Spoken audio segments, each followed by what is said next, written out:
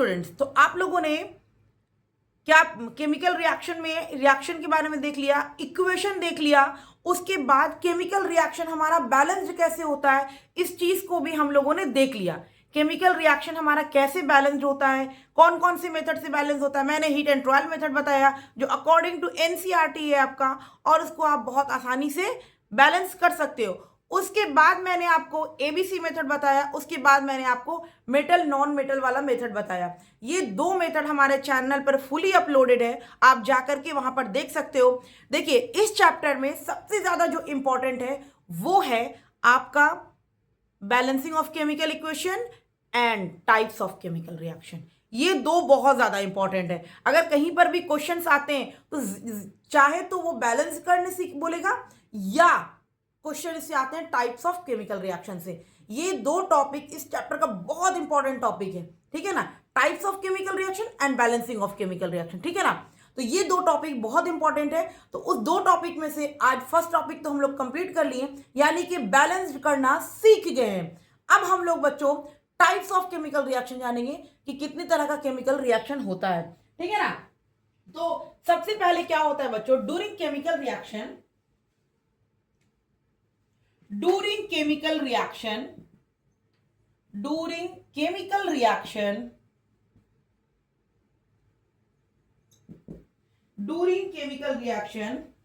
atoms of one element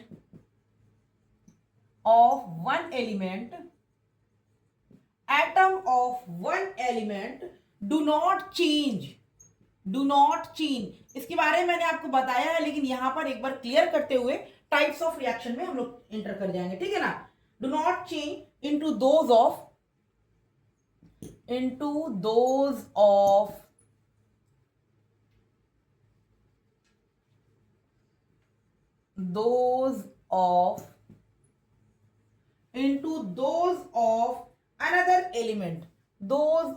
another element, ठीक है बच्चों। तो देखो यहां पर मैंने कुछ नई बात नहीं लिखी है, इस बात को मैं समझा चुकी हूं, इस टॉपिक को मैं समझा चुकी हूं।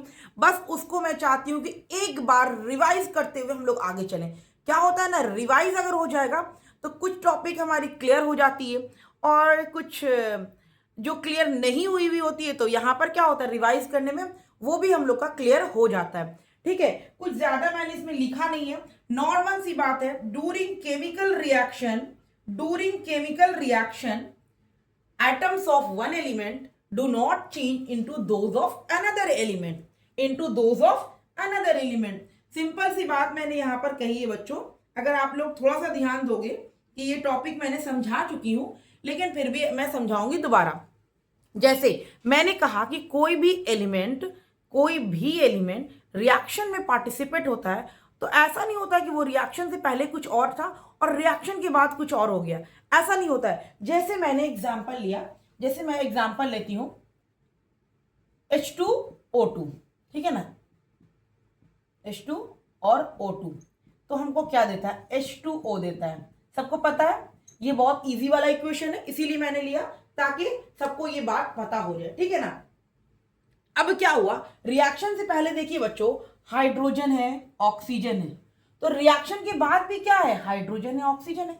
एक नया प्रोडक्ट जरूर दिया हमको, लेकिन कोई आइटम चेंज नहीं हुआ। रिएक्शन से पहले जो आइटम था, रिएक्शन के बाद भी वही आइटम है। जैसे मैं एग्जांपल ले ली, सोडियम प्लस क्लोरीन का रिएक्शन कराया, हम लोग को सोडियम क्लोराइड दिया, ठीक है ना। तो रिएक्शन से पहले देखिए सोडियम है, क्लोरीन है, रिएक्शन के बाद भी सोडियम है, क्लोरीन है। ऐसा तो नहीं हुआ कि रिएक्शन के बाद हमारा क्या हुआ, रिएक्शन के बाद MgCl2 बन जाता है, ऐसा तो नहीं होता है ना। अगर ऐसा होगा तो रिएक्शन गलत है, समझ में। जो रिएक्शन में पार्टिसिपेट होगा प्रोडक्ट उसका ही मिलता है, समझ में आ रही है बात। जो रिएक्शन में पार्टिसिपेट किया ही नहीं है प्रोडक्ट उसका क्या बनेगा। अब रिएक्शन में मैग्नीशियम पार्टिसिपेट किया ही नहीं है तो मैग्नीशियम का प्रोडक्ट मिलेगा आपको, नहीं मिलेगा। तो इसी बात को यहां पर लिखा है मैंने कि during chemical reaction atoms of one element do not change into those of another element. यानी कि जब केमिकल रिएक्शन होता है तो ऐसा नहीं होता है कि जो एलिमेंट पार्टिसिपेट किया है रिएक्शन में प्रोडक्ट में कुछ और मिल जाए, ऐसा नहीं होता है। मैंने एग्जांपल आपको दिखा दिया कि मैंने H2 को और O2 को जब रिएक्शन करवाया तो हमको H2O मिला। सोडियम को क्लोरीन के साथ रिएक्शन करवाया तो NaCl मिला। ऐसा नहीं हुआ कि H2O2 को रिएक्शन करवाया सिर्फ ऑक्सीजन मिला, ऐसा भी नहीं हो सकता है। मान लीजिए आप कहोगे सिर्फ ऑक्सीजन मिला, तो ये भी हमारा क्या हो जाएगा बच्चों, गलत। ऐसा जो जो एलिमेंट पार्टिसिपेट करेगा प्रोडक्ट सबका मिलना है। 10 एलिमेंट अगर यहाँ पर रिएक्शन में पार्टिसिपेट करता है तो 10 का प्रोडक्ट मिलेगा, 20 करता है तो 20 का प्रोडक्ट मिलेगा। यानी कि जो भी केमिकल रिएक्शन में, जो भी एलिमेंट केमिकल रिएक्शन में पार्टिसिपेट किया है प्रोडक्ट उस सब का मिलेगा। क्लियर है पॉइंट, ये बात याद रखिएगा। बस इसी चीज को मैंने समझाना था कि टाइप्स ऑफ केमिकल रिएक्शन से पहले। आई होप कि आप लोगों को क्लियर हो गया होगा कि जो भी एलिमेंट केमिकल रिएक्शन में पार्टिसिपेट करता है प्रोडक्ट भी हमको उसी का मिलता है। ऐसा नहीं होता है कि प्रोडक्ट के लिए कुछ नया आइटम्स या नया एलिमेंट आकर के ऐड हो जाता है, ऐसा नहीं होता है। जो रिएक्शन में पार्टिसिपेट था प्रोडक्ट उसी का मिलेगा। ठीक है ना बच्चों, यहां पर आई होप कि आप लोगों को कोई दिक्कत नहीं होना चाहिए। तो इसमें ऐसा क्यों होता है, केमिकल रिएक्शन में होता ही क्या है? तो केमिकल रिएक्शन में क्या होता है बच्चों,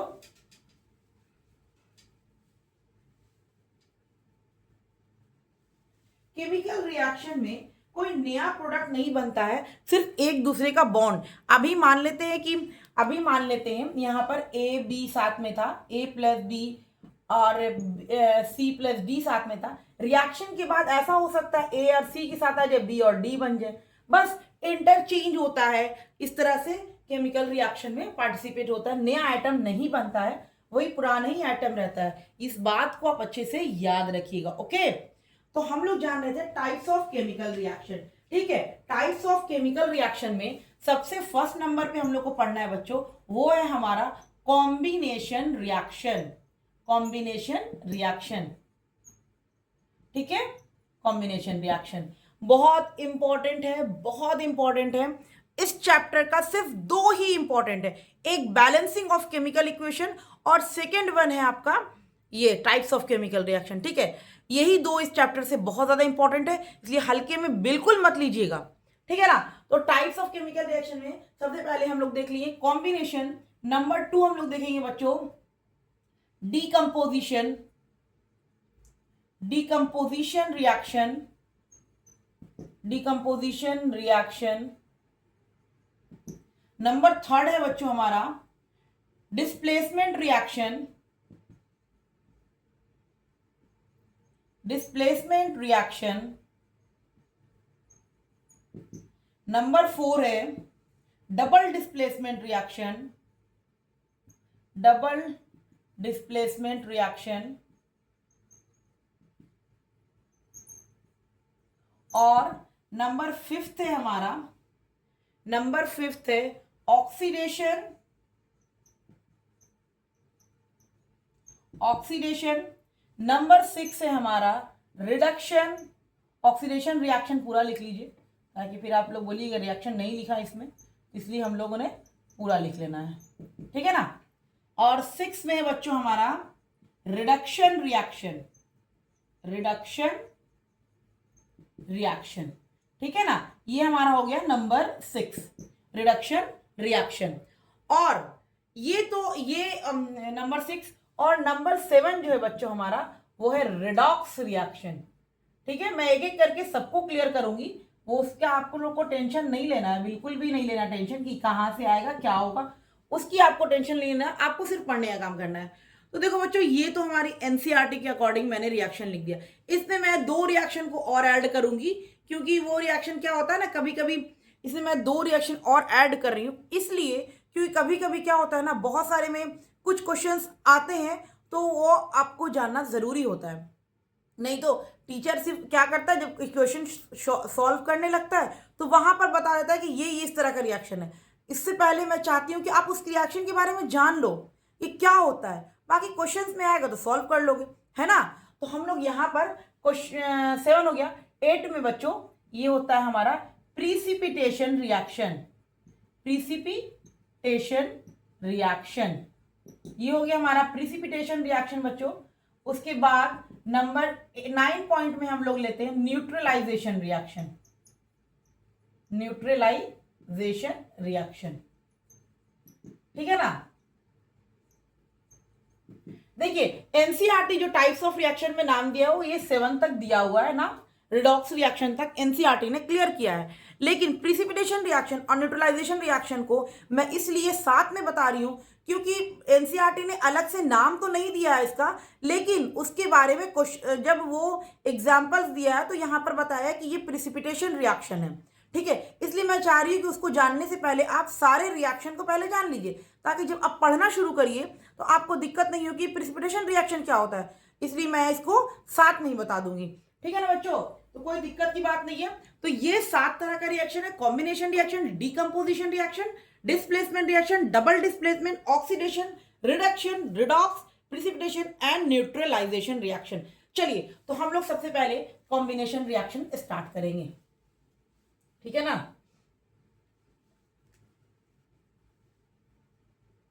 सब कुछ हम लोग पढ़ेंगे, बस आराम आराम से, टेंशन लेके नहीं पढ़ना है, बिल्कुल भी दो दो टॉपिक क्लियर करना है। मैं आपको बार बार एक ही बात बताती हूं कि एक दिन में पूरा चैप्टर पढ़ने की कोशिश ना करिए, एक दिन में 2 टॉपिक पढ़िए, रोज पढ़िए, इत्मीनान से पढ़िए, टेंशन लेके मत पढ़िए, विदाउट टेंशन पढ़िए और 2 टॉपिक रोज पढ़िए। आपको सक्सेस में कोई नहीं रोक सकता है। ठीक है ना, अगर आप एक दिन में पूरा चैप्टर फिनिश कर लिए, एक दिन बैठे पूरा चैप्टर फिनिश हो गया, उसमें कितना समझ में आया नहीं आया वो तो बात की बात होगी, पूरा पढ़ लिया, हाँ मैंने तो पूरा टॉपिक पढ़ लिया, उसके बाद 4 दिन तक बुक्स नहीं खोले, कोई बुक नहीं खोले 4 दिन। भाई मैंने तो उस दिन 2 घंटा पढ़ लिया था, पूरा कंप्लीट कर लिया था, 4 दिन आपने बुक नहीं खोला, आपका क्या हो गया?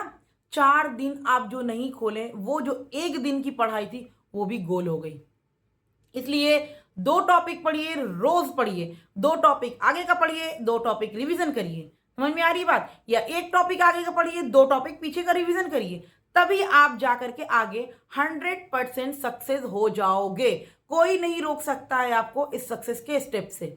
ओके, तो चलिए हम लोग कॉम्बिनेशन रिएक्शन जान रहे थे बच्चों, उसको ही हम लोग जानते हैं। ठीक है ना, कॉम्बिनेशन रिएक्शन, कॉम्बिनेशन रिएक्शन। ठीक है ना, कॉम्बिनेशन रिएक्शन हम लोग शुरू करेंगे। कॉम्बिनेशन रिएक्शन बच्चों बहुत आसान रिएक्शन है, बहुत आसान रिएक्शन है, इतना आसान रिएक्शन है ना कि बस आप एक बार ही पढ़ोगे ना फिर आप कभी भी गलत नहीं करोगे, लेकिन क्या ध्यान से पढ़ोगे तब।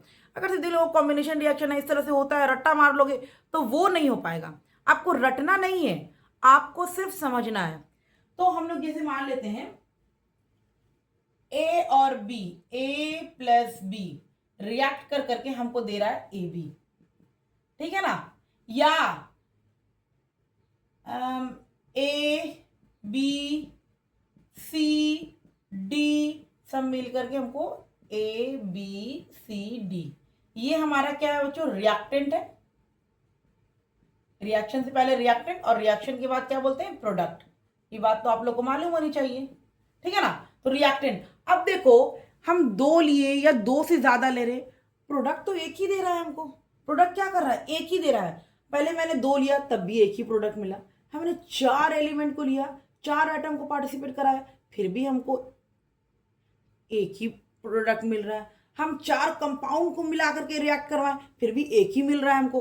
तो इस तरह के रिएक्शन को कॉम्बिनेशन रिएक्शन कहते हैं। यानी कि बहुत सारा आइटम्स पार्टिसिपेट किया, बहुत सारा एलिमेंट पार्टिसिपेट किया मिलकर के, बहुत सारे कंपाउंड्स आके मिलकर पार्टिसिपेट किए और एक सिंगल प्रोडक्ट दे रहे हैं। समझ में आ रहा है? सिंगल प्रोडक्ट दे रहे हैं। तो इस तरह के रिएक्शन को बच्चों हम लोग कॉम्बिनेशन रिएक्शन कहते हैं। यानी कि बहुत सारे एलिमेंट्स, बहुत सारे एटम्स, बहुत सारे कंपाउंड्स रिएक्ट करके एक सिंगल प्रोडक्ट दे रहे हैं, तो हम लोग उसको कॉम्बिनेशन रिएक्शन कहते हैं।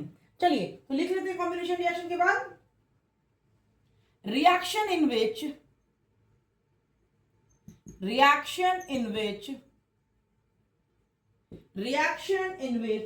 one or more reactant